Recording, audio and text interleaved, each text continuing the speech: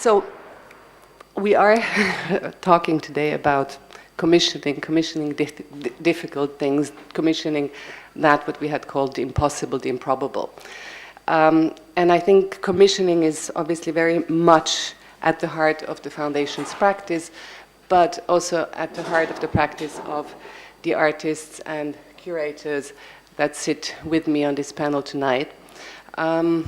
Commissioning, producing, we'll use these two terms simultaneously. Commissioning has maybe a more sort of possibly top-down structure, has this idea of someone kind of giving a master plan idea of this is an idea, this is the money, this is what's happening. Whereas probably producing evokes a sort of freer field of interaction. There is some buzzes there. Maybe some phones. It's just because of the recordings. Is it better now?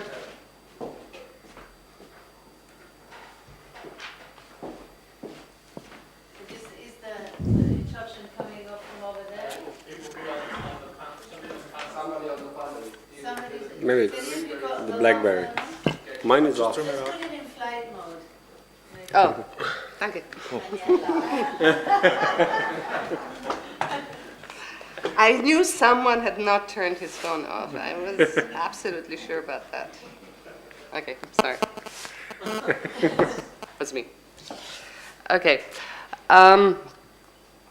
So as I said, producing sort of evokes more of a field of interactions, of people coming together, maybe a little bit the model of science that we were talking about, where institutions, curators kind of have, okay, where institutions, artists, and curators maybe have sort of a common intellectual premise in which they start developing some sometimes crazy, not too crazy, but most of the time crazy ideas that they really want to take into existence, into realization.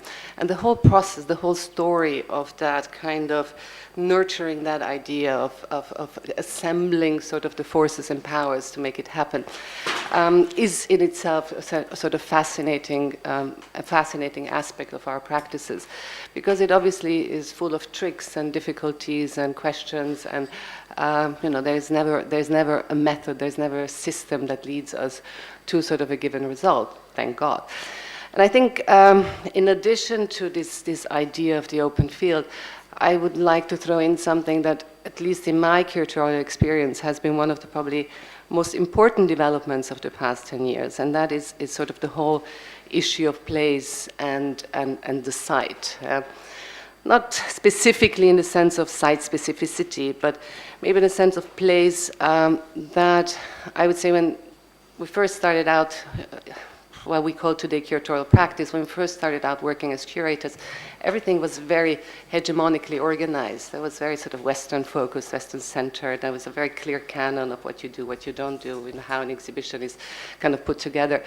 And thank God, over the last 10 years, that has completely, 15 years, that has completely opened up. And definitely TBA21, but the art world in general has become a much larger place, and sort of the myopic moment of just kind of looking at our own sort of Western-centered practices has been replaced by a much, much broader view of interactions, of line of exchanges, of places of exchange. And so this logic, this rhetoric of place is, I think, extremely important in that sense that we have developed a number of tools how to actually work with these with these developments. And obviously one of the tools are residencies. People do residencies in China, they do residencies in different places where they start to develop a commitment, they start to develop a relationship to a certain place, and out of which comes most of the time a practice, a work, a method of operating. Second model is what I think I would like to call here the commission, which is more sort of a research-based, developed interaction where an institution such as TBA21, Art Angel, or many, many other institutions really take on the commission of a project. Sometimes artists are obviously self-commissioned. They do not have and will not or do not wish to rely on institutional infrastructure. But still this idea of doing a research to actually engage with a certain place is still happening. And obviously the third model that not always has the best reputation is the Biennale. And the Biennale itself has become sort of the preferred tool of place-based interaction and work. So this is a little bit the field in which we are operating. And today's panel is composed of artists and curators. So we'll kind of have the dual perspective and hopefully, you know, you'll learn a little bit of how that interaction looks from both sides. And so this is really all I'd like to say as an introduction, and we don't really have a 5 or 10 minute logic, but a very sort of free way of exchange. But the first round of contributions, I'd be particularly interested in here a few examples of commissions that, you know, have that quality of place and of the difficulties of interact, or not the difficulties, that sounds maybe too negative, but of the challenges of a place-based practice. Dan? No? Maria? Maybe Dan. Dan is... okay. I'm happy to jump in. Thank you, Daniela. Before I do say anything of substance, I hope I can add something new to my gratitude to Francesca and to TBA21 for having us here. This is a very, very beautiful place, and it just seems to emanate a lot of meaning and mystery. And I'm just very happy to be here, especially with such a wonderful panel and a great group. As far as commissioning goes, I guess I want to just put a little parentheses, if I could, around what I'm going to say about my own recent practice, which is based in the city of New Orleans and is especially focused on art as a tool or a platform for creating a situation where a city can recover from cultural trauma. And I was very aware when I was producing the very first Biennale in New Orleans 3 years ago that most of the artists that I was inviting to the city had no experience with the city. So they were coming to New Orleans quite fresh. And I was wondering at the time if I should be, in fact, borrowing from earlier curatorial structures where I would not really tell the artist what I wanted. In fact, I would simply reaching out to the artist and inviting them to be part of a project was a way of saying what you do or what I know about what you do is sufficient for me to want to invite you in a more or less carte blanche framework.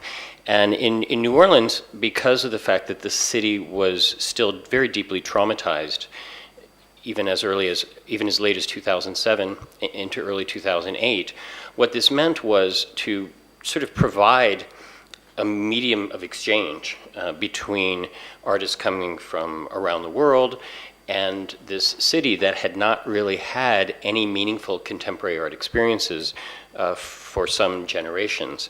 And of course, what I found that I was also stepping into was a historical context in which there was a lot of meaningful information at hand, but it wasn't readily accessible to everyone who came there. I think the history of the city, its relationship to slavery, to emancipation, the kind of 20th century decline of New Orleans, and the case of its having been pushed to the margins of contemporary art society was really one of the biggest challenges. But more than anything, I think this idea that contemporary art could simply walk into this site, or contemporary artists could walk into a site and make a meaningful statement for local audiences, as well as for visitors from abroad, seemed extremely challenging from the beginning. And I found that commissioning in this particular case meant being a little bit of a cipher, that I was not ever to say to an artist, oh, why don't you look at the situation of flooding, or why don't you look at the situation of recovery? What it really was more a case of was saying to the artist, come to New Orleans. If you want to stay for 2 days, 3 days, 4 days, that's fine. If you want to stay for a couple of weeks, if you want to come back for multiple visits, we will facilitate all of this, whatever it takes for you to come up with a proposal that you're happy with, that you feel is going to be meaningful in the situation. And I found that in this particular circumstance, that was the best model. And I realized about halfway through that I was actually borrowing from one of my mentors, who's Marcia Tucker, the founder of the New Museum and the person who hired me at the New Museum in '95. And she recently, her memoirs were published posthumously, but a quote that was given to me quite recently from those memoirs deals with the notion of a kind of a demonstrative or rhetorically based exhibition where you have a theme and you structure the art around that theme, and then the investigative approach where you don't have a theme but you go into a situation not knowing what you're going to do and welcoming the unexpected and the unknown, so that whatever happens, you're able to respond to in a way that's relevant and pertinent to the situation, but where the risk of catastrophe or disaster or failure is actually quite high. And I began to understand during the course of developing the Biennial in New Orleans that this was something I also appreciated very much on a personal level, that I felt that the more that I could encourage artists to teach me about the kind of risks that they assume in their daily studio practice, the better off I would be as a curator, and ultimately the more satisfying the project would be. Well, did you have ever, or did you encounter projects where you had to say, no, that doesn't work, this seems problematic on that level, social level, economic level? Did you have the feeling that you needed to sort of be also a corrector? I mean, I'm asking that because in preparing the panel, I was kind of researching a few things, and I looked at this interview that Paul Chan had, just made his note, and the first thing he said is, when we started, he was commissioned to do a project for New Orleans, and the first thing he said, well, when I started doing my research, basically the feedback I got from everyone I was talking to was like, oh, not again one of these art thingies. It was dramatic. I mean, hearing that, you had this feeling of, oh my God, there seems to be such a closure in the sense that maybe the sensitivities and the condition of trauma is such that actually art might not be perceived by the local entities as being the right method to negotiate or to intervene. Do you have any of that? I think during the process of making a biennial, and certainly in Paul Chan's case, I think that was very true, and it was made quite clear to him early out that there was a lot of suspicion and doubt about what he was doing. I, however, felt quite strongly, I was responding to a kind of group invitation, an urgent message, kind of an SOS, sent to me by the visual arts community in New Orleans, because I had been very closely associated with the city for more than 20 years before the post-Katrina catastrophe. And they knew me as someone who could represent them on a national and international level to bring attention to their situation. So this idea that they had placed this trust in me inoculated me to a degree from this idea, well, what possible meaning could art have in a post-traumatic situation? But to answer your question more directly, I never intervened in the artistic process, and I've learned from that step, and this is a very different situation, I think, between what TBA21 does and what we do. I guess I have learned so many times that I don't understand what an artist is doing until they're finished, and for that reason, it's usually it's generally inappropriate for me to step into the artist's creative process and say, whoa, slow down a little bit. I'm not sure this is going to work out the way either one of us had intended. Instead, what I simply try to do is ask the artist if there's anything that I can do to help, to allow them to do what they do. And then at the very end of the process, if the project doesn't work, if it's not achieving its goals, well, then we're in a different position where we can sit back and look at it constructively together. But I have begun to develop a kind of a built-in anathema for stepping into the creative process while the artist is working. I simply feel that my job is to set them on their way and then to do whatever I can to work within the social and cultural context to allow that to really happen the way they envision it. But do you think, just the last question before we but do you think, is there such a thing in your practice as an ethos, where you would say, also maybe an ethos of Biennale, but an ethos of art altogether, in the sense of saying, are there places in your mind where a Biennale should not actually happen, or work should not be done? Yeah?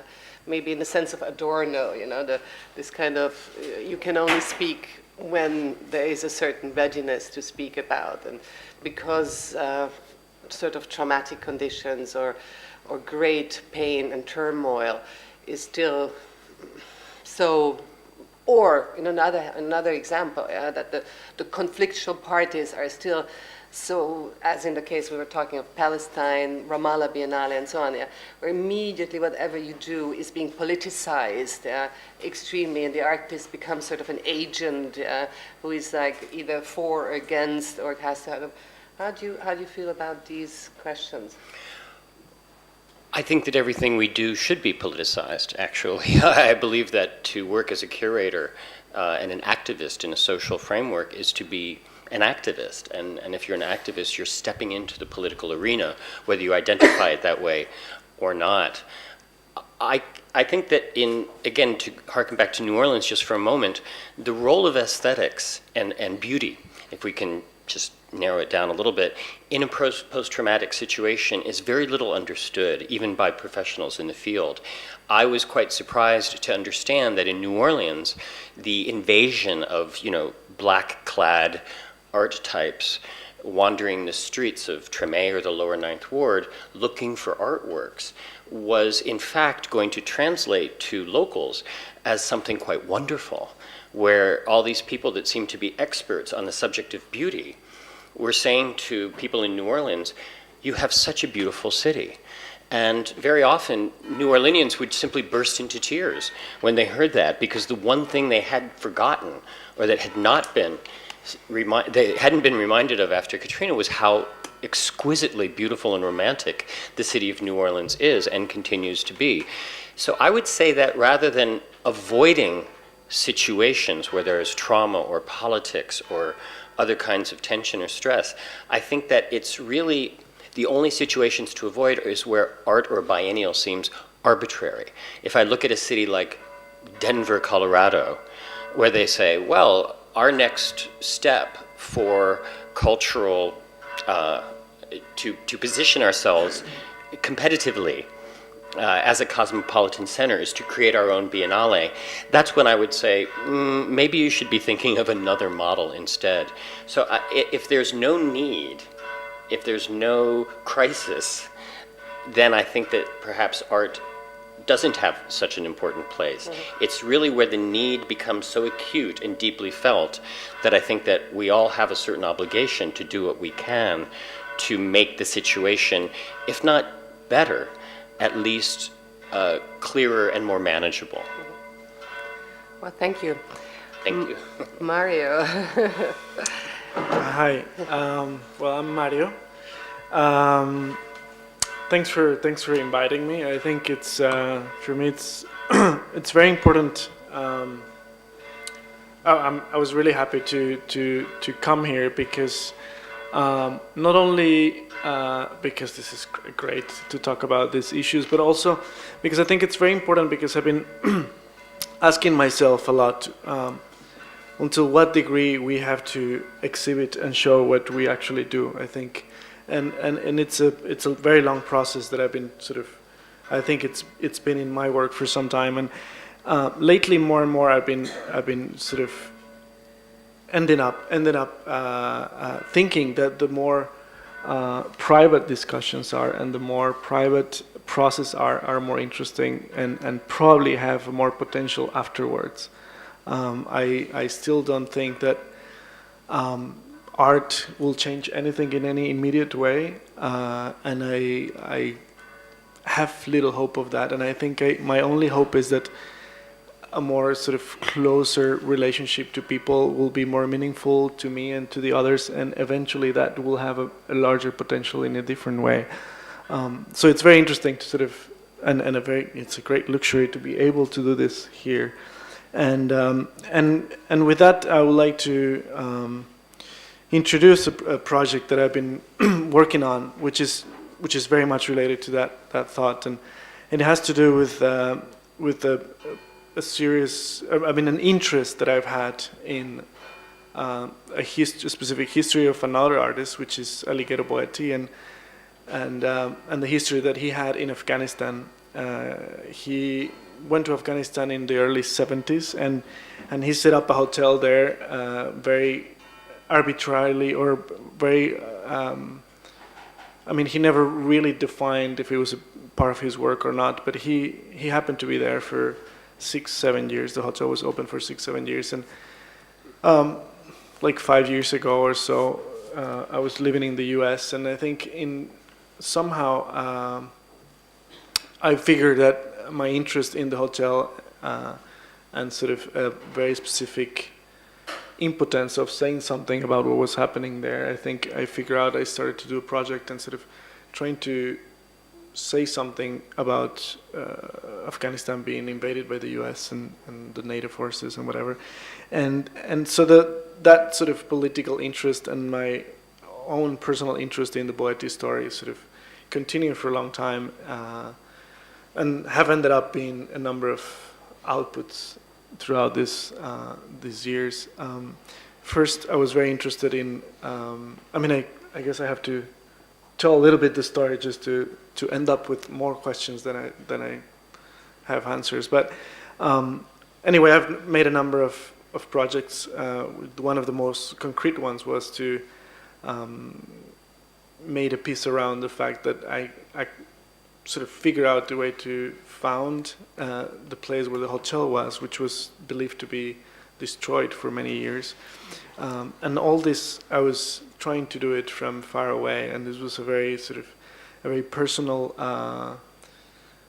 interest, and something that at the end, the piece ended up being just the narrative of my search for this building, and my personal search from far away, and how to look for a place far away through historical photographs, through contemporary photographs, etc.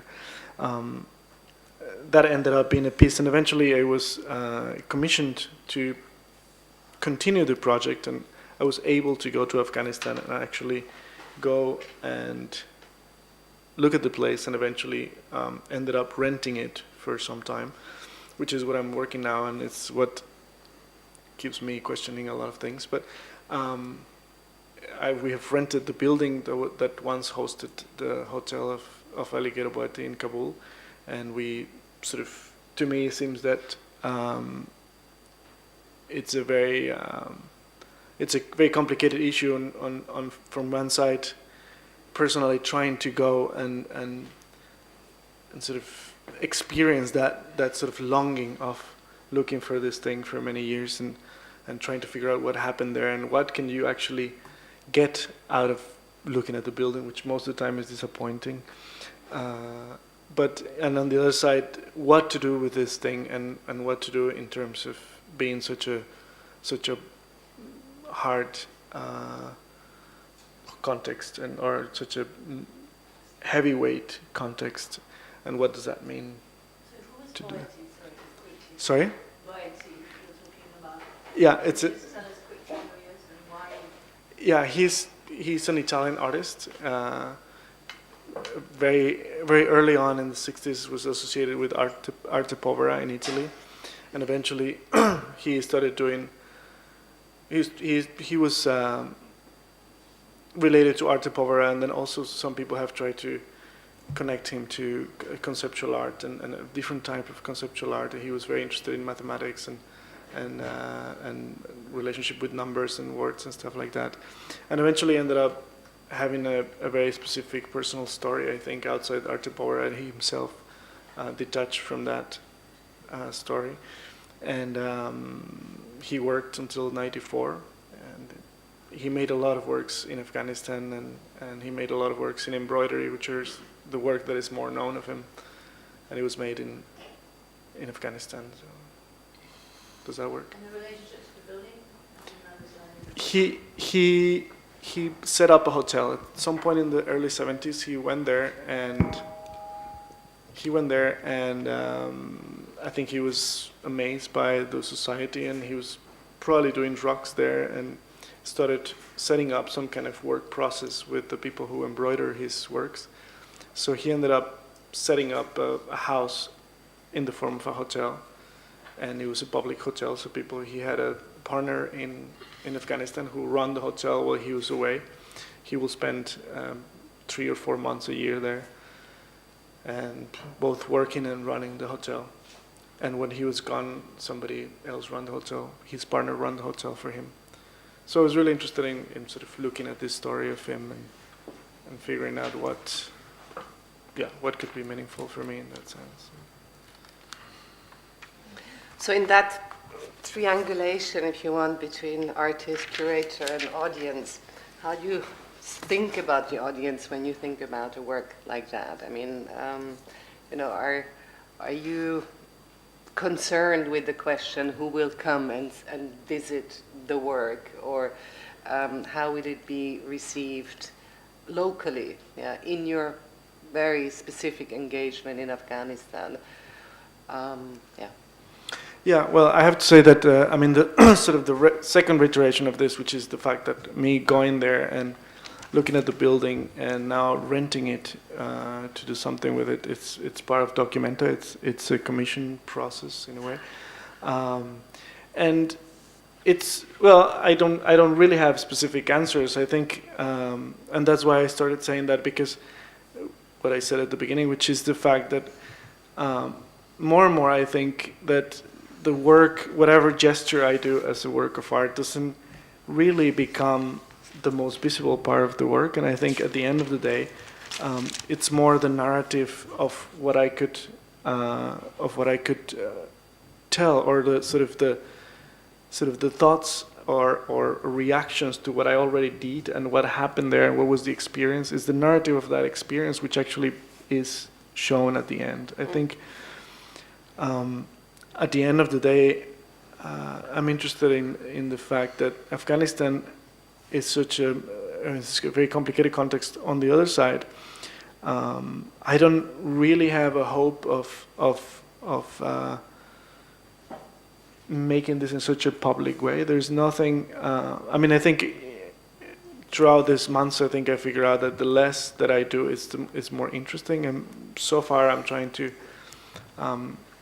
I think in a sort of more metaphoric way, the idea of renting this building and separating it from sort of that Afghan society for some time, repairing the building and taking care of the garden and taking care of the building, and eventually I will turn it back again to the sort of Afghan society in a way. The giving back idea, the sort of having also a gift. Yeah, well, what I was going to say is that I think it's a very kind of private experience of sort of trying to borrow this space, taking care of it. And it's more the idea of taking care of it more than the returning it that I think I'm interested in. And the idea of returning it is also just because I am interested in the story of Boeti, but probably not many people in Afghanistan, or very little people in Afghanistan, even know about the story. So for me, that is a very kind of closed process where people might never. I mean, there might not be many people who actually look at the piece in itself. at this process of taking care of it, and it's more what I hope I can show eventually is that process and that sort of narrative in some way, which will actually become the public face of that piece. Well, we've done quite a bit of work with Amar Kanwar, who's an artist based in New Delhi, a filmmaker and an artist and wonderful friend. And he's been working quite a bit in Burma or with different resistance groups in the Burmese context. And one interesting thing he said whilst doing that work, called The Torn First Pages, was that actually the extremely mediated situation where you have, not just around Burma, but sort of as a more general comment, where you have a lot of journalists and reportages from all sorts of people coming out of the place. Still, in a way, there is such a hesitance to start to believe media that, in a way, the artist has become the sort of most authentic, I hate to use that word, but just for now, the most authentic voice in kind of trying to maybe represent or record or tell something that he finds or sees or conveys. And maybe also Walid Rad, who's worked in Lebanon, has a little bit that kind of attitude, that the artist is kind of that messenger who is in maybe his poetic existence, a hermetic world, but still you trust him because in a world where you distrust so many other things, there is still that kind of potential of trust that one kind of associates with artistic practice. And I think that is a very beautiful way of seeing that. And I don't know if you can relate to that, but I think there is something, especially when you work in fields that are so complicated and so conflictual. I think that is a very sensitive way of describing that practice. I don't know what to say. My only comment, Daniel, is that I believe that the public probably trusts artists more than artists in the art world trust themselves. Which is dangerous. And getting more so. Well, maybe we move to another part of the world. Marco, you've done a lot of projects in very, very remote places. At a time where nobody was ever thinking of, well, not nobody, but very few people were even thinking of accessing the Arctic and the Antarctic. You set up labs there, you've worked there for many, many years. Can you tell us a little bit about your projects and how you organize them, what made you kind of, do what you did? I'm still doing it. Yes, well, sorry. But yeah, okay, thank you for the question. I will try to respond a little bit to what Dan was talking about in terms of response to a traumatic situation. And for me, really, personally, everything changed. I was studying theater and radio directing in Slovenia, and in my second years of studies, the wars started in former Yugoslavia. And for an artist... when was that, 92? 91. 91. And it was immediately very, very clear to me when this happened. I learned about it, I have one of my bizarre war stories. I was woken up by a phone call at 4 a.m. the day the war started. I was living in a rented apartment, and the person who was supposed to be there was supposed to go to war. So I got a call, Bruno Lagler. I'll never forget, that was the name, Bruno Lagler. You have to report here and here, the war has started. And I said, well, I'm not Bruno Lagler, but thanks for the information. And I turned on the radio, and the war started, and the world was sort of turned around. of course, in Slovenia, we had only a 10 days of war. Fortunately, you could say. But of course, we all knew already at the time that this is not going to end very soon, and it's not going to be very pretty. So, for me, everything changed that day in terms of what, you know, before I was part of a sort of a large culture of people that were changing society. We sort of really, civil society in Slovenia and subculture was extremely strong in the 80s and very much involved in all of the political changes. And there was a very utopical sort of projection of a new and better world and situation coming. And that was, with that phone call, that story somehow ended. I didn't know that at the time, but I definitely started questioning what does it actually mean to do art and performance in those kind of conditions. So my work then really started revolving around questioning these issues through performance first. And in 1994, I had a friend from Zagreb, who also an artist, Ivana Popovic, who I don't know what she's doing now. Maybe some people know her. And she had a house on Kirk Island, which is 200 nautical miles north from here. And I spent a whole winter there working on a project on my own. It was very empty, of course. The war was still going on in Croatia and especially in Bosnia. Those were very bizarre years in this part of the world. It was empty. There was no people. There were refugees on the islands already in '91.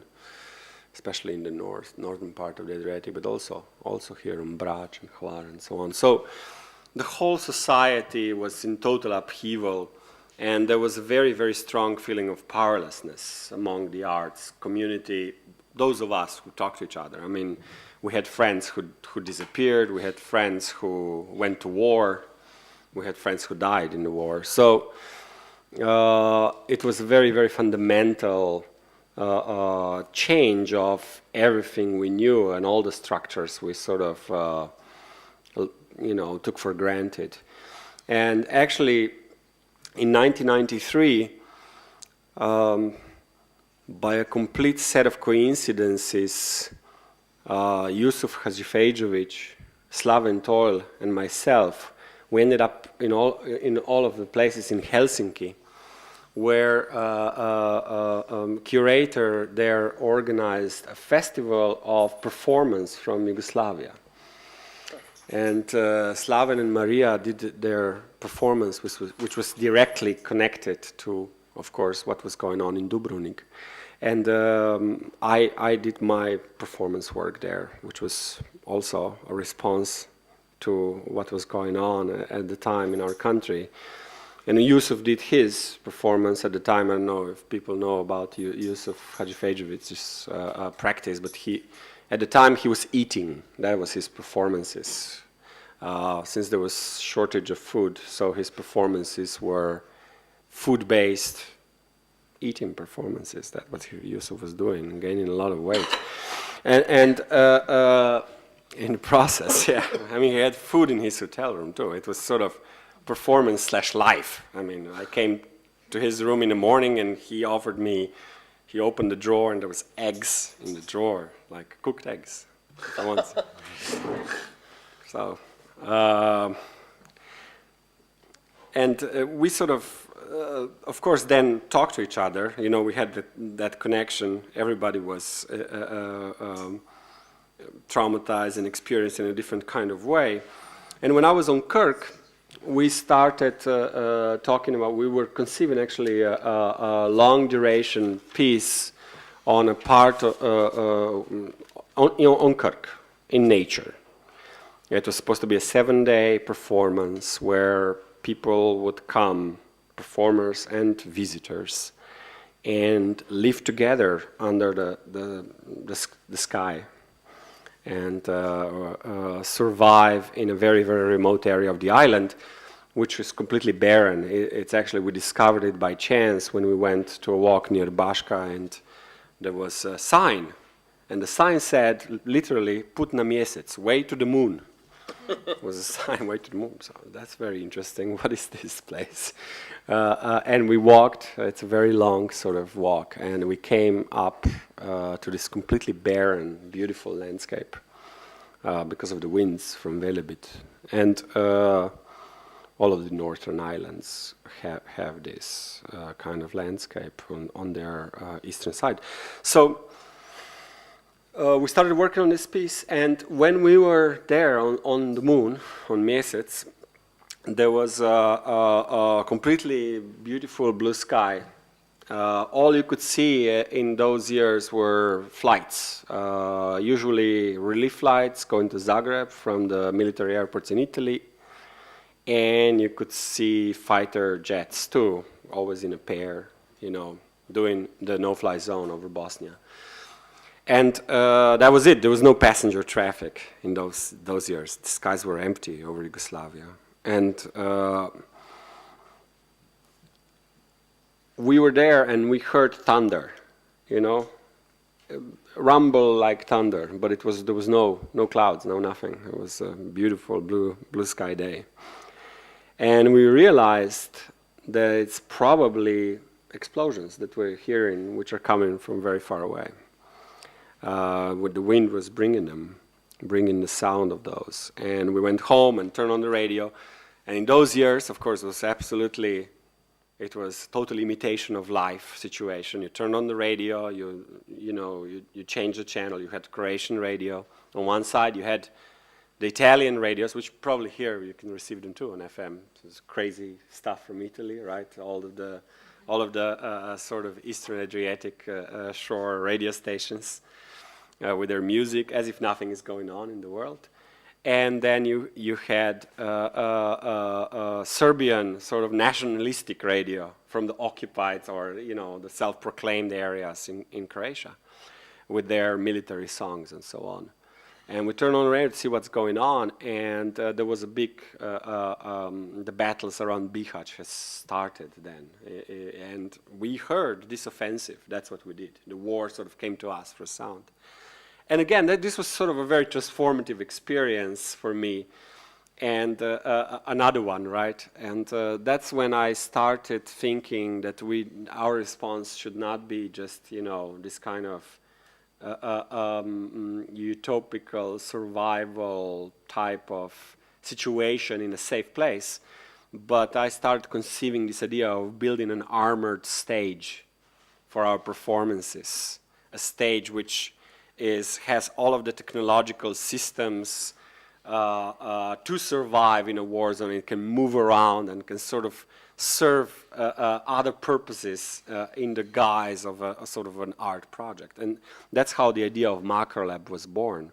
And when I started conceiving it and designing it, it became more and more complex technologically. I had to learn more and more things, from, you know, all of the independent autonomous power systems to water generation to all kinds of things that I never thought about, which you just take for granted when you have some kind of an infrastructure. And we started sort of conceiving this thing and building it. And then there came sort of the moment of, you know, some kind of epiphany, because this was going on for 2 years. And I did other parallel projects connected to the developments that were sort of learned from this process. And one of them was a project called Urban Colonization and Orientation Gear, which I still feel is very, very important for me, because then we activated sort of a global positioning system, and the Russian navigation system, GLONASS, sort of started really using and converting military systems. In those years, GPS was a military system. It was by decree given by President Clinton to the civilian community in 1992, but really, you know, the first... No, yeah, but you can buy a receiver and receive your signal, and you can navigate with it. Yeah, but in Georgia, for example, the Russians, now they start building up their own system, because the Americans turned them off. Yeah, but the Russians have had the GLONASS was GLONASS is a Russian system. It was also existing then already, but you could combine. You can have global navigation receivers which combine the Russian system and the American system, and we built one of these for sort of a situationist style work to rediscover the city. Pay attention to time a little. Sorry, yeah, and. It's a story. I don't know how to end it, but and at the time, so when all of these sort of things came together, then, as I said, it was a moment of epiphany, and I can end here. That's a beautiful moment because a curator, which was Catherine David, was visiting Ljubljana, and I didn't know who Catherine David was, and frankly, I didn't know what Documenta was. I just knew it sort of existed, that it's an exhibition in Germany. And she talked with me and said, well, why wouldn't you realize this macro lab idea will help you make it happen? And that's how we were able to construct the first lab. And I will end here because the rest is then history. The lab traveled around the world. It transformed itself into many different projects. It was sort of a curatorial situation too, where other artists that applied or are invited came to the macro lab. That's how our friendship, for example, with Karsten Nikolai started already at Documenta, where we did a performance on the lab and so on. And the project had sort of a projection to end up on the Earth's poles, in the Arctic and in the Antarctic, from the beginning. So there was kind of a trajectory, and I sort of followed that through, and in the Arctic the engagement is very different, but we can talk about that later. So, I mean, in the next round, right? So that I won't have a solo show here. That was very unfortunate. I would have loved to hear more about the Arctic. But Florian, well, I know Florian for a long time, I know Gelatin for a long time, and ever since I've known you guys, which is, I think, even before Gelatin even existed. First, Probably, yeah. First application you did, there wasn't. Well, you know, you've done very, very outrageous proposals, always, but I was hear you telling us, or telling me stories about you know, being invited by institutions, being commissioned to do projects, and at the end of the day, you always kind of encounter the type of resistance where in the process of being commissioned to do something, institutions actually start really, how can I say, being unable to bear the load or kind of shake through the sort of sheer power of your oeuvre and your interventions. Can you talk a little bit about that? I mean, I find it interesting to see how the artist and institution... Yeah, I work together with 3 other people, so we have 4 people, and we do have a studio with people working with us on a regular basis. And basically we don't do commissions. It's, well, usually when we get contacted by an institution or whoever, we sit down, we calculate basically a budget, we collect the cash, and we produce it. And it proved to be better. But it's a form of commission. I mean, you know, if sometimes we lie. So you somebody always says, lie, that is clear. maybe it's not so clear. Maybe it's just talk and we don't know that we're lying, but because it's not, you know, it's not, we don't do things where we know the outcome, because there would be no kick to do it.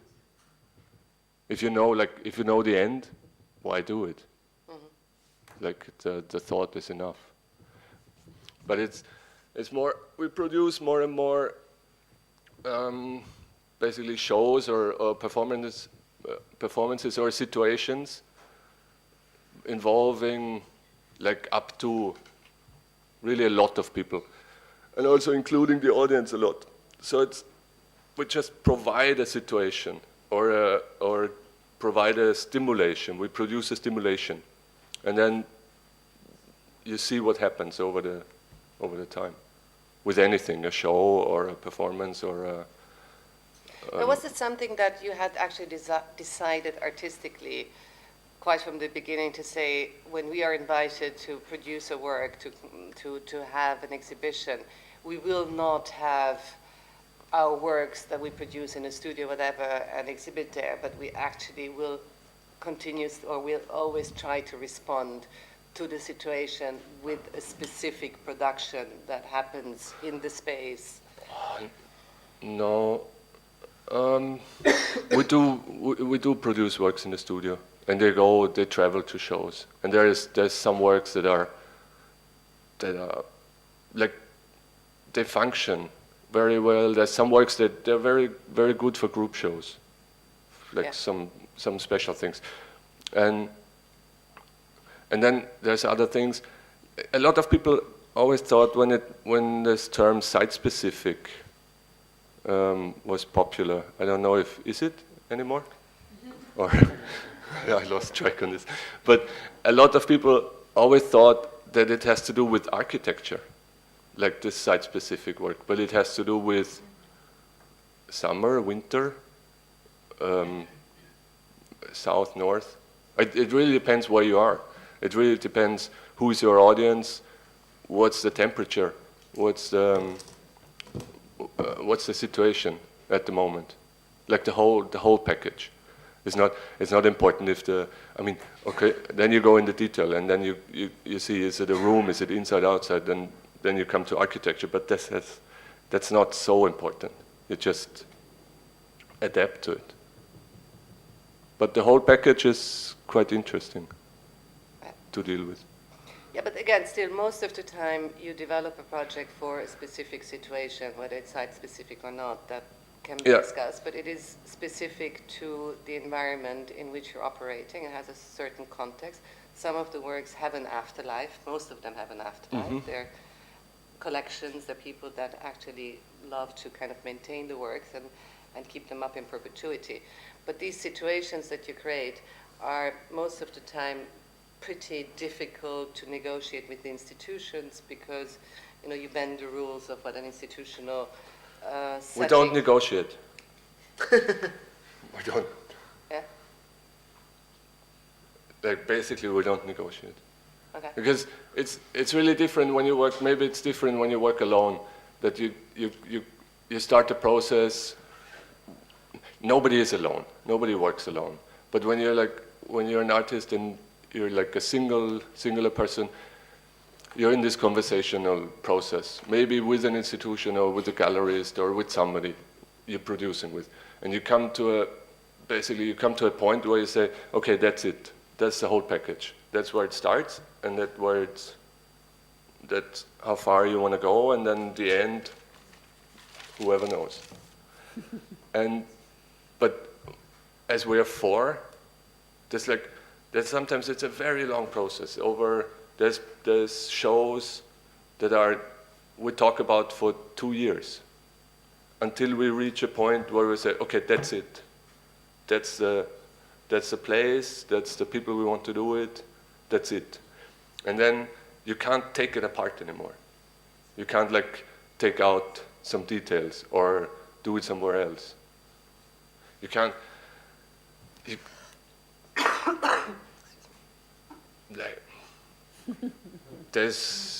We did a show now in Austria, and it's like an hour out of Vienna. It's a complete different audience and situation. There, then doing a show, maybe Venice Biennale or in Korea or something. It makes no sense to transport one package to a different place. And I think one thing one can also say about your interventions and your works is that most of the time institutions find it maybe difficult. I made that point, but the audience loves it. You're always very... Yeah, we're lucky. Always, not always, but most of the time, people But in the end, it's the audience who like says, or not defines, but who says that's a good piece or it's not a good piece. You cannot say, you can't define it yourself. You can't be like so arrogant and say this is my masterpiece or whatever. It's the audience.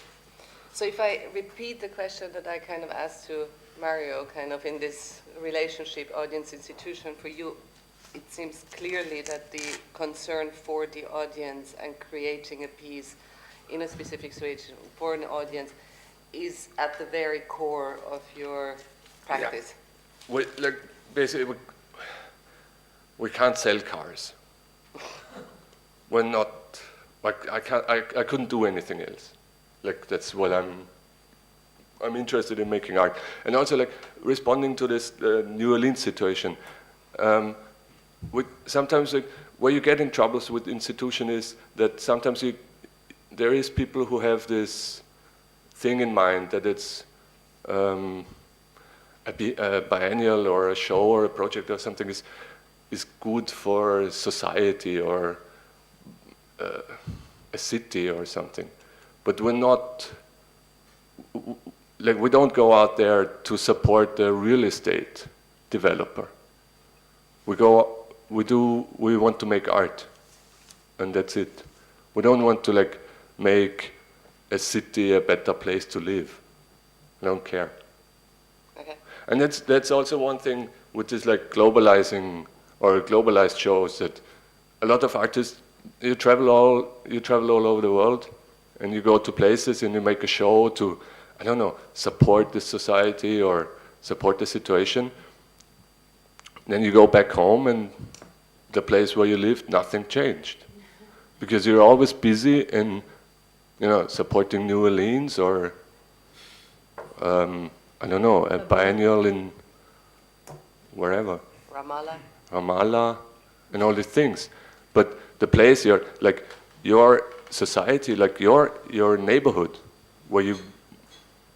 which is important for yourself, doesn't change. It's like, why get so much inflicted or caught up with like really remote places, like remote to your personal situation. Okay. But remoteness has also played a role in your practice. I mean, you've done very good work due to the fact that you have investigated and interacted with different cultures and kind of responded to different conditions in different places. When you travel, it's good to travel. When you travel, you can tell some stories, or you get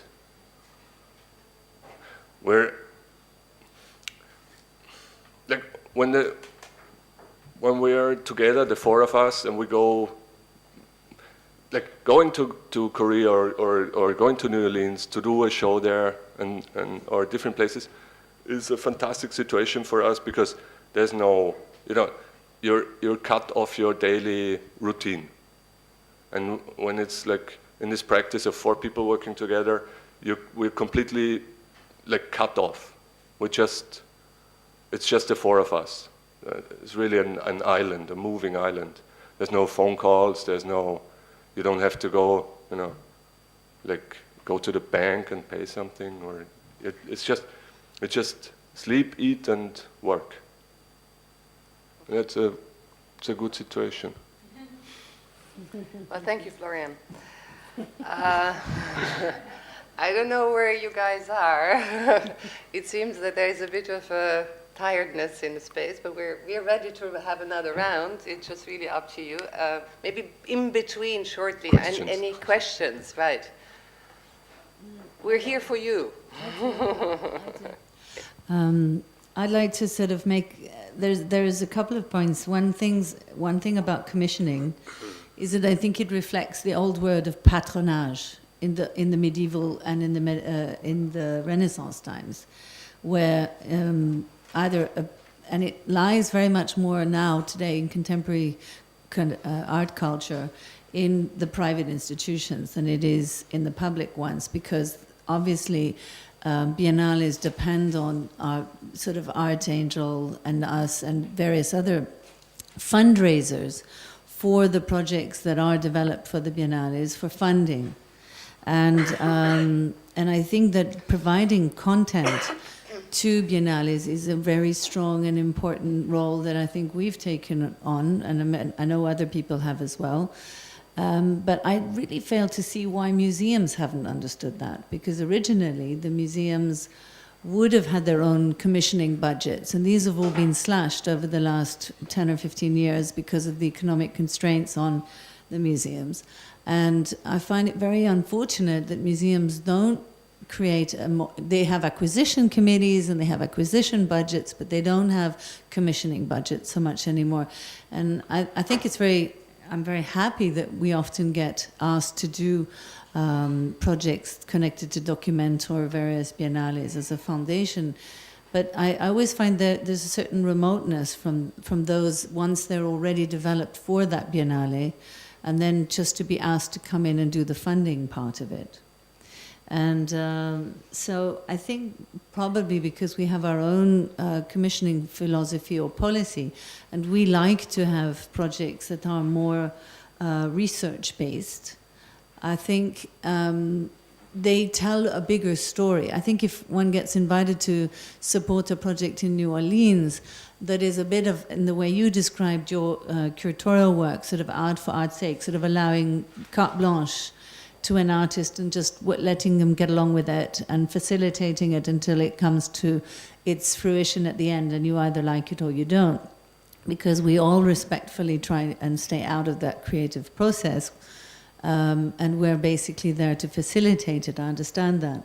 But if I was asked to, and we have been asked to support projects at the New Orleans Biennale, I probably would respond more favorably if it were research-based, if an artist was invited to New Orleans to deal with one of the many issues that are relevant to the revitalization as well as the reconstruction of the city, and dealing with a lot of the political baggage that is there and the suspicious nature that they have towards artists or the art community. But there's one thing with this New Orleans situation. You go in as an artist and you get in the situation to restore a city, and in the end, the people who live there can't afford to live there anymore. Why? Why would I want to be interested in that? No, I wasn't asking you. You made it pretty clear that you don't like to do those kinds of things. No, it's like, I don't think it's a good thing to do. No, but we're not talking about reconstruction per se. I mean, there's different. I mean, I said research-based because actually I know very little about New Orleans, and there are some aspects about New Orleans which I'm particularly interested in. But then, as what was the name of the artist? Yeah, Paul Chan. When he got there, he was so confronted with the reality of down there, and any kind of approach that he began to take sort of was very confrontational, in a sense, that he decided to just move there for 6 months, and his contribution was by far the richest and the most, in a way, genuine and committed, and the one that the people and the audience that went to New Orleans probably responded the most to, because he had taken the time and he had actually managed to translate a lot of the issues that obviously he was confronted with to the audience. And I think this idea of being a translator in a way, or being able to further communicate ideas, I think that's where, if you have a traumatic situation, if you're in Kabul or in New Orleans, it's or in Ramallah, it is of course different than if you're in Venice. Yeah, because in Venice you can have an artistic intervention which is just there for presenting the artist's work. But if you want to revitalize a place, or at least show the community that you're there, like we had very much in Croatia and former Yugoslavia during and after the war. I mean, I was a bit surprised because we did a project with a Croatian artist, the last Documento, where we planted the European socialist symbol red poppies together with the pink poppies from Afghanistan, and made this sort of social.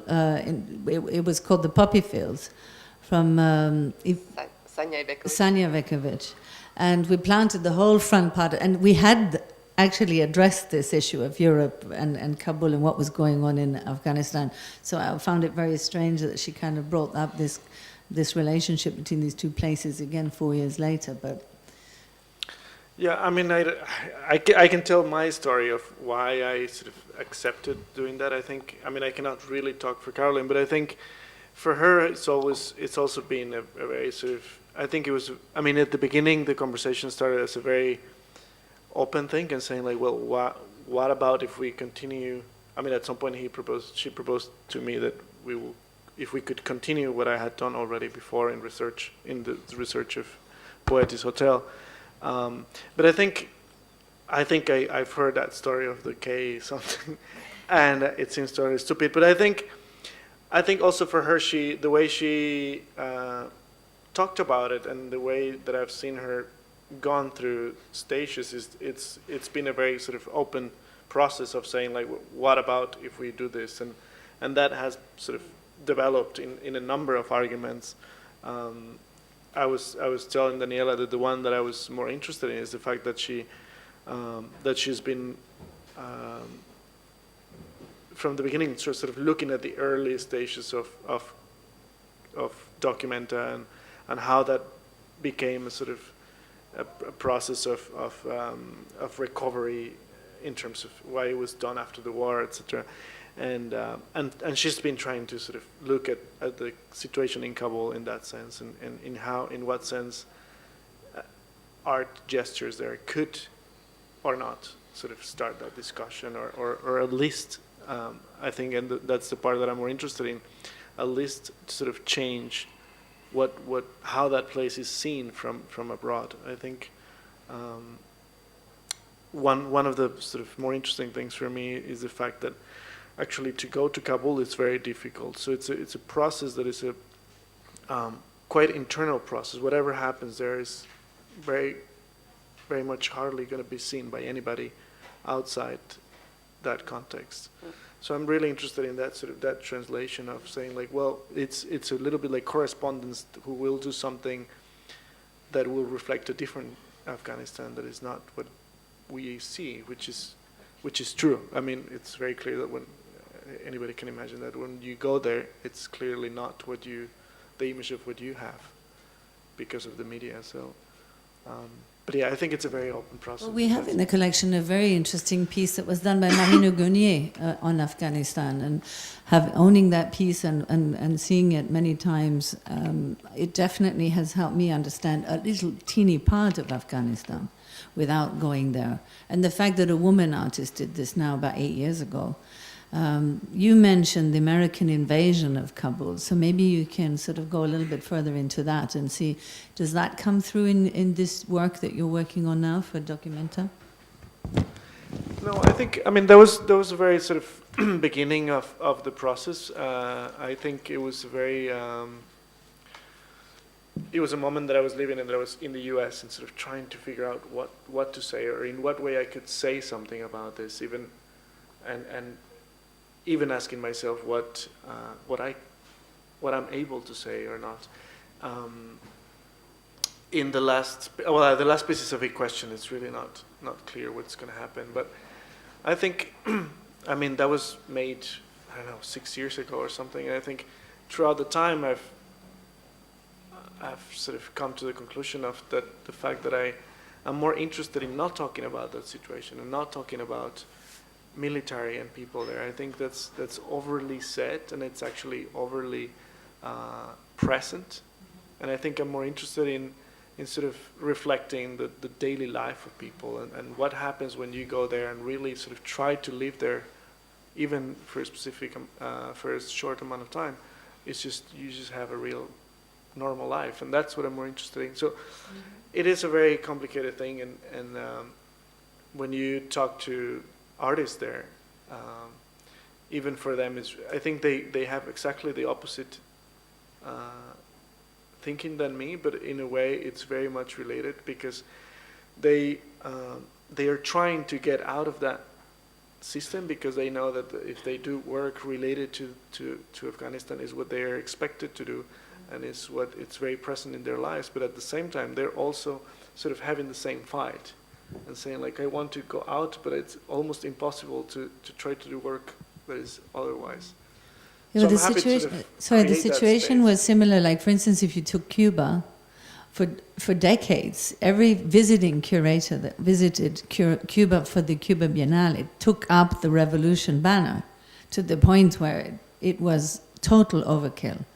And it took a couple of curators to decide, no, that actually looking at the art of Cuba and the artists from Cuba and what they had to say, and not always asking them to reflect on Che Guevara, you know. I think this is a similar, and is this hotel that you're revitalizing in many ways, is this a place where other artists are now coming to in Kabul, and is it sort of becoming a meeting point for visiting artists that are going to Afghanistan?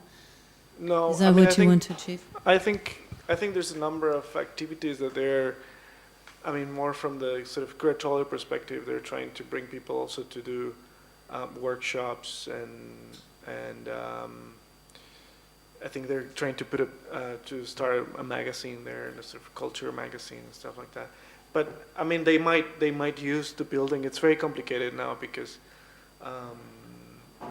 it's a very long story, but it's the entity that actually physically or theoretically rented the place is the Goethe Institute in Kabul.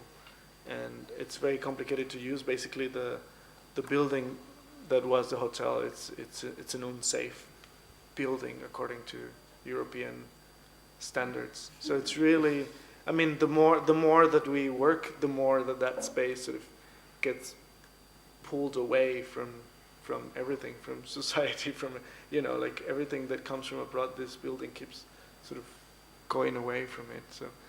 So no, I mean, at some point, they tried to put up a printer there or something, but they were trying to figure out if they could do it or not. But it's not really the goal of the building. I mean, so far it's trying to take care of it, and that's it. Adrian, you have done a lot of research on post-traumatic urbanism. Is there anything you wish to add to the discussion? Sure. Well, I think first of all, I think it's very interesting the way you framed the conversation to start with, because on one hand, you were describing the sort of conditions of possibility under which art can take place. And then on the other side, you were describing the sort of sites, localities, particularities of these different contexts. I thought it was very interesting that those contexts were framed in terms of trauma, or conflict of some sort. And of course, that trauma is, from Freud, it's like something you swallow that you can't spit out, right? It's like it's inside you, it's somehow inaccessible. And so then I also thought, it's very interesting that Dan was then talking about the way artists could almost sort of visit New Orleans and perceive it in new ways. And I thought that was actually quite a beautiful reflection. But my question would actually be for Mario. And can Mario almost imagine the work that takes place in Kabul not existing without a Western audience? Like, what is the role of the Western audience in the work? What do you mean? Well, just in the sense that, you talked to start with about the possibility of the artwork emerging out of private conversations. But then somehow it seemed to me that you were trying to tell a different story about Kabul, right? There was, in some sense, it was about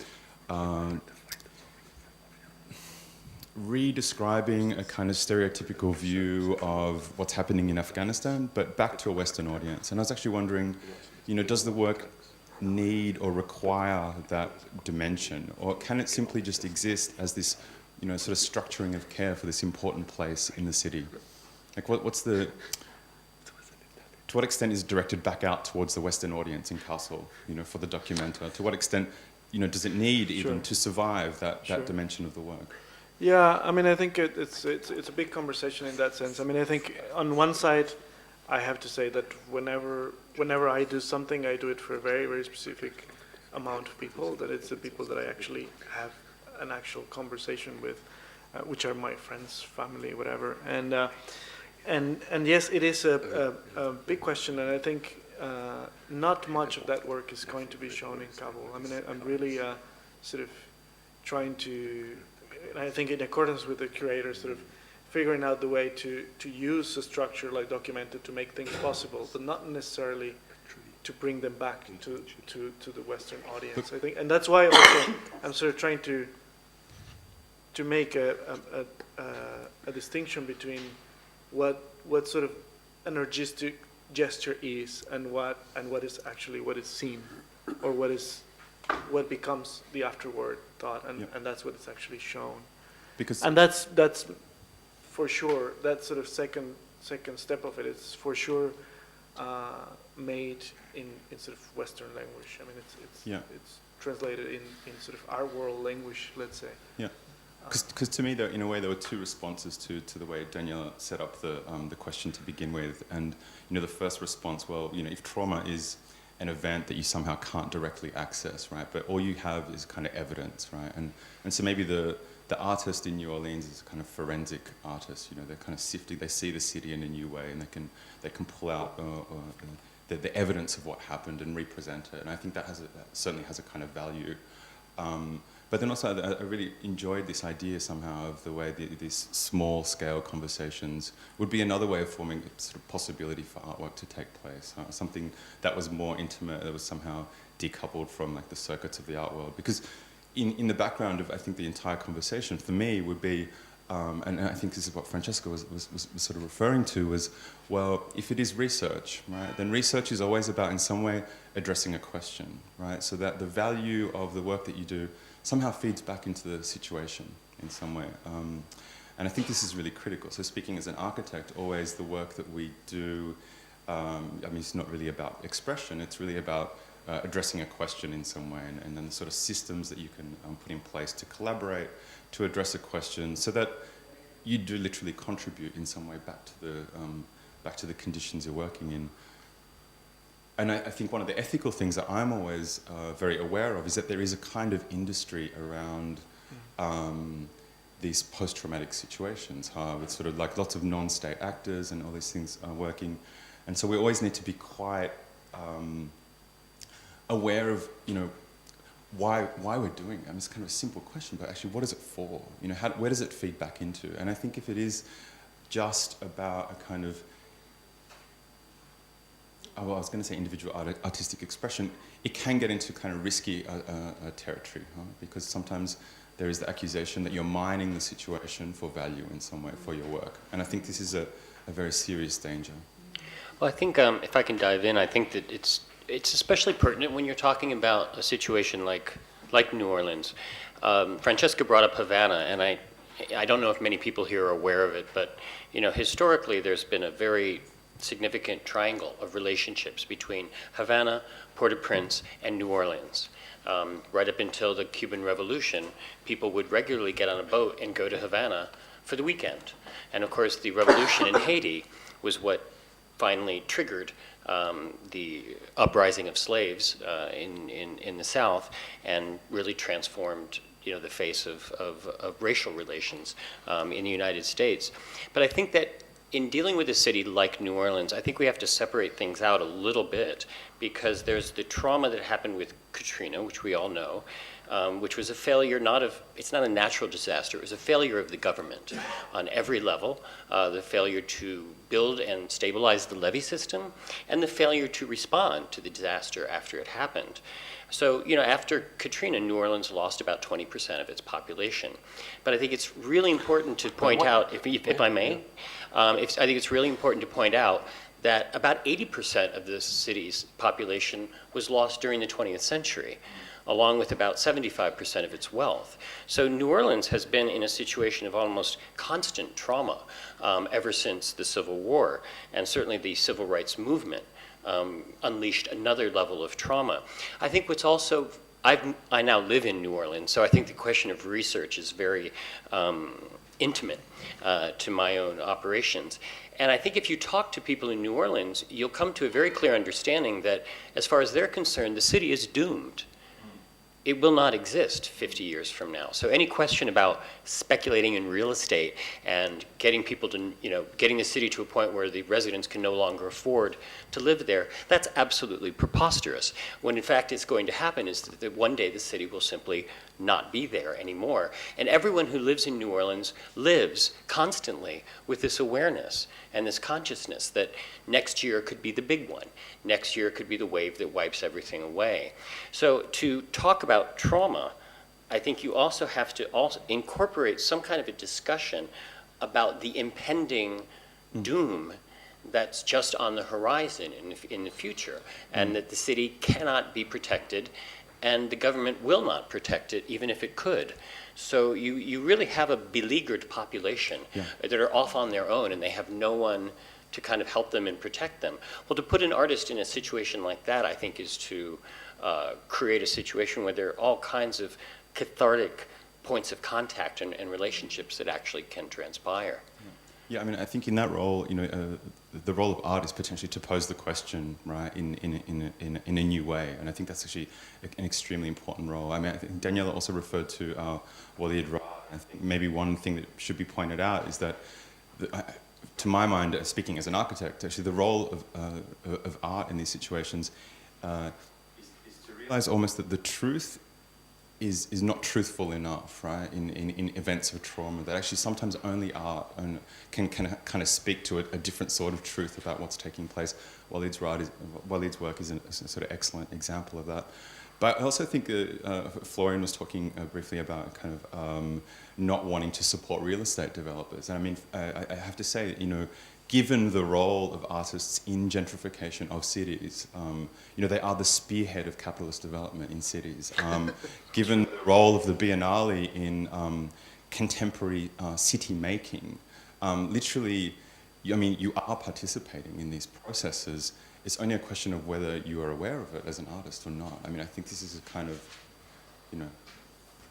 but Can I ask I'd like to actually bring Matthias into this discussion, because really all of these descriptions that you've all described, maybe with the exception of Florian, have been politically or socially motivated to some extent. The war situation for you, the natural disaster, and as you said, the impending disaster, and you're dealing with a very difficult and historical traumatized area. But Matthias has been commissioning theatre productions that have a political overtone, and maybe also we should bring in our friends from the more performing. I know that they have a panel tomorrow, but how would you respond to these type of, we're talking a lot about art, but could you respond from your perspective to the same discussion? Yeah, but I think the point I have to make first is that the situation is in a way very different, because all the things I commissioned were in Hamburg, in Berlin, so never somebody went into a situation of trauma. It was more telling people here from how life is different in other parts of the world, or even just explaining how life works here, even when we're not aware of it. So when I started commissioning these projects, it was in 2003, when globalization was still something that people didn't understand, and people just politicians just blamed it for everything they didn't want to explain.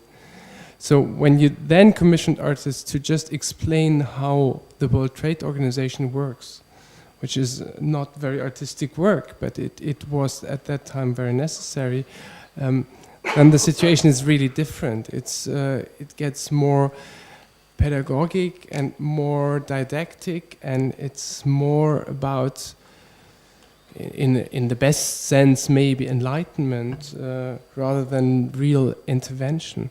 So the interventions that then took place were also, most of that was in Hamburg or in Zurich or in Frankfurt. So they took place into Western societies and were basically making people aware of things that they might not have been aware anymore, which is like many projects have been in public space, so was lots about regulations of behavior in public space, and there you can do very simple interventions that make people aware of that. For example, there is a certain speed of movement in most of cities today. So if you just walk slower with 500 people in the middle of a city, life gets disrupted. It just doesn't work anymore. So these were all lots of tiny interventions where I guess in the end the question is different, because you talk to an audience that shares your cultural experience, that shares your way of life, and there's not I mean, at the worst point, there's somebody from Hamburg coming to Zurich who doesn't know Zurich. But compared to coming from Mexico to Kabul, that's a minor problem. It's that then the conflict lines are different. Then there are the people that are in the cities that have been working politically for a long time, but really politically, not artistically, but politically, and then they get upset about the artists basically intervening in their work sphere and basically making a point visible that they have been fighting for or fighting against for 20 years, and nobody really cared. But suddenly it's in the papers because there was an artist doing it. Called pirates now were fishermen before. But there's no more fish because the European Union, the boats of the European Union took all the fish. That's what the project was yeah, about, the self-defense. Okay. So don't call them pirates. You have to invite gelatin. But just trying to bring that together, that the project started because there are what they call pirates at the court in Hamburg right now, basically by accident, because the Dutch military said, we're only going to save this ship if you take the pirates. We don't want to have them in the Netherlands. You have to take them to Germany. We're only going to help your ship if you take the people. So finally, 400 years after the last court case against pirates, which was Störtebeker, the famous pirate, there's another one in Hamburg that nobody wanted to have, this court case. Because probably also the court will lose and they will have to stay there and they will have to have asylum, which is something German government doesn't want to give them. It's all completely ridiculous politically. But what the process that might be interesting is that there were artists in Germany that tried to talk to these pirates and then went to Somalia, tried to talk to people there, which is basically impossible because you can't even get into Somalia. Then we tried to get people out of Somalia to Hamburg, which was not possible for the same reason. German government doesn't want to give a visa to anybody from Somalia because they can't get rid of them afterwards. So they're afraid that people will stay here, and how dangerous, they then have to give them money. So you can't even get somebody from Somalia to Germany, so the only trick that was possible is ask people who were living in Kenya and had a Somali and a Kenya passport to come to Germany and work with the artists then in Germany. And basically what comes out of this project now is that they discovered a history of storytelling in Somalia, which is about to be lost because there is nobody interested in storytelling anymore because everybody's interested in surviving. So what finally came out of this project is that together with the Goethe Institute, we're trying now to set up workshops here and in Somalia for Somali people about storytelling, which is about to be lost at the moment in Somalia because there's so many other threats that people have to care about other than telling their story. Well, I think maybe a last chance for Marco, since he's maybe also to correct the sort of the trauma emphasis of today's panel, which was really unintended. It was maybe a way of kind of handing it over to Dan. I'm not particularly obsessed by trauma, I think, maybe. But maybe another spatial practice that we can describe is obviously the recording, the sort of mapping, the idea of actually collecting information, collecting data in the process of artistic research, and there has been a lot of that going on. And I think Macrolab is a very specific case of that intelligence and that research-based practice. And to me, it would be a nice ending of that panel to kind of go back to the validity of research, the collaboration with science, your ability to sort of set up these labs and to operate them for quite sustained periods of time. And the usefulness of the data you're collecting and maybe how that disseminates and circulates? Yeah, so I will link this to the idea of commissioning, since since I sort of did not do that before, but definitely one of the things that is quite clear is that to me, in being engaged in a project like Macrolab, which sort of programmatically had a 10 years lifespan and then went into this second phase with the Arctic and Antarctic engagement, that it's extremely difficult to sustain research-based practice over long periods of time. Institutions are not structured like that. They have very short time span mostly, right? Maybe only foundations can nurture projects for longer periods of time, and museums are completely hopeless. I completely agree. There's absolutely no commissioning need anymore in museums. They lost that sort of function completely, in my experience up to now. So, and when we started working with Macrolab, it was mostly sort of, we had a program where the lab would go, and then it was a set of, I must say, almost coincidences that made it possible to realize these different stations for very long periods of time. And Macrolab was designed as a sort of a system for the collection of data on the world in three fields: telecommunications, migrations, and weather and climate. This was the concentration of the project. And what happened with that was that a lot of sort of spin-off projects became of the practice in Macrolab, and a lot of people did their own projects, and some of those projects are still alive and they function, and that was sort of the role of the project in general. With engagement in the Arctic, everything really changed for us, because the Arctic was a place which we, as artists, did not know very well and did not understand when we engaged it. You have now a lot of sort of Arctic tourism type of art where people go on a boat and do something and come back. But Arctic is an extremely complex social ecosystem with its own cultures, indigenous cultures, and a history of colonialism, and the current sort of extreme push for the exploitation of natural resources. So it's a very, very razor blade situation up there. And again, it demands a very long-term engagement. And what we have been starting to do is to work with the people there for very long periods of time and sustain. So Arctic Perspective Initiative was sort of launched in 2007, and it's an ongoing project sort of without an end, because even going there and working there for longer periods of time is not enough. And our idea is really to build systems of usually technological invention and improvement that enable more autonomy, and that create, these are all open systems, and that create the potential for what we call renomadization. So it's almost like it's a political project in many ways, but it has this sort of aesthetic spin-offs, because of course when you ask an Inuk what they are, you can even ask them, well, how do you feel in this world?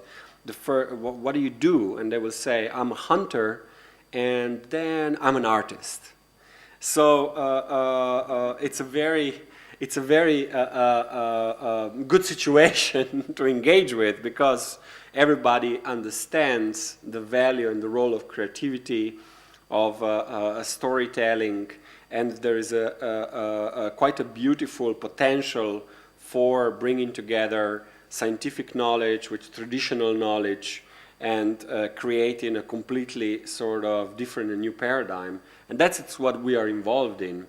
And it's again a very difficult story to sort of transpose and present in the South and within the art world, because the art world wants, you know, I must say, this is, if I may, I will repeat the story of Castle Kabul, because if that is where people are operating, you know, we are in dire straits. You know, no offense, I mean, you are obviously trying to do something with that situation, but serendipity is beautiful, but when you engage situations like Afghanistan or whatever, you know, other situation of conflict in the world, which Arctic is part of for sure, you better do your homework, and you better do it with an ethical horizon that is very, very strong and stable. Otherwise, you're just repeating sort of the mistake, and you're part of the sort of machine of exploitation. And it's a very, very complex relationship. So how do you empower the Inuits? I mean, if you say you work with them, how does that work? What we do at the moment is we created, for example, a system which in Nuktitut is called Silamilu Nunamilu Sirlaputi. It means it's a sensor network. It's a very, very beautiful technological system that people can actually build themselves. So it's an Arduino based and so on. I won't go into details, but it's a land and sky recording device. That's the translation. First we called it Tatsipak, which means feel by touch. And everybody was when we talked to the Inuit, they don't think in a sort of metaphorical ways. Tatsipak means to touch something. We're to touch the land, you know, Tasinuna. No, you know, just call it what it is, a land and sky recording device. And they gave it its name. And it's a set of devices, and now we are sort of, this is our big push at the moment, that are sensors, but they also are able to, for the land, so they're really rugged. And people are able to record stories, traditional place names, and so on, and it's all geolocated. And we're creating a whole system of how that data is then shared and displayed. And the whole idea is that the Inuit own their own data, and with that data they can then talk to the scientists. Because also science comes to the Arctic, you know, scientists come, scientists do their thing, scientists go. You know, they waive permissions, they have all the paperwork, but they don't engage the people.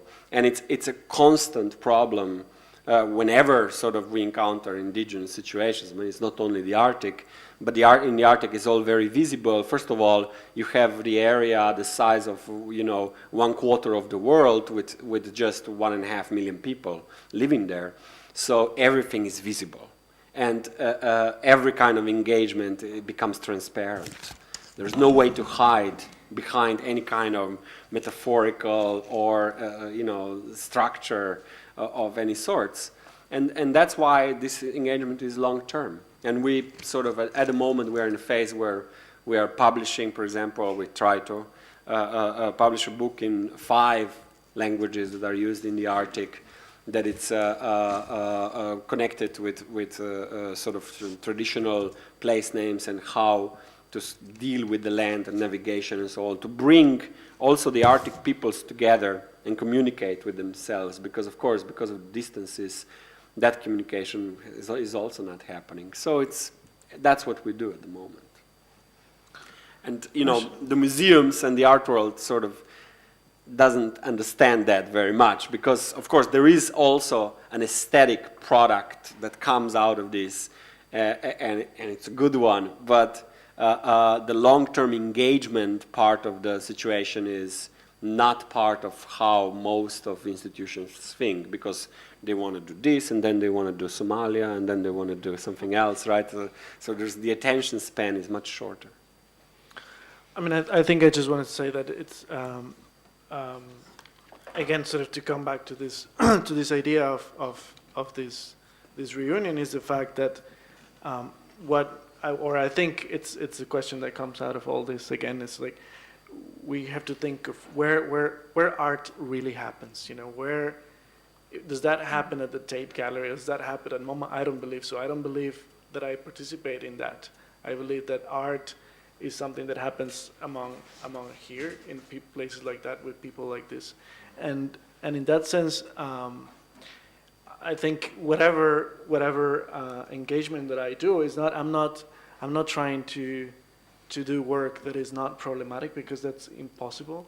I'm not trying to engage in any sort of language of the academia, because that's always going to be contested. So it's more, I believe that it's just a personal process that eventually I try to share to a number of people who somehow have the same language. But that doesn't mean that it's going to change the world, or it's going to.